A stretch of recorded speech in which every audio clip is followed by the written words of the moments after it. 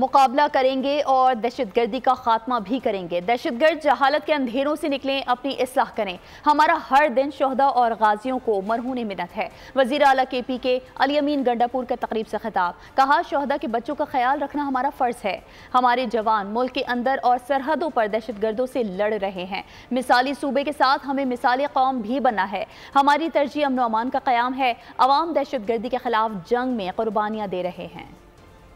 قوم کو پیغام دے رہا ہوں کہ جب تک آپ اپنے شہیدوں کو اس طریقے کا درجہ نہیں دیں گے تو اس وقت آپ یاد رکھیں کہ آپ کے لیے جو لوگ قربانی دے رہے ہیں وہ اس وقت تک قربانی دیں گے جب تک ان کو ایک مقام ملے گا۔ ہم نے ان کو سب سے بڑا مقام دینا ہے۔ ہمارا فخر ہے، وہ سلام پیش کرتا رہا ہوں، خراج عقیدت پیش کرتا رہا ہوں، تو میرے خیال میں الفاظ تو ختم ہو جائیں گے، لیکن ان کی قربانیوں کا وہ صلہ ان کو نہیں دے سکتے۔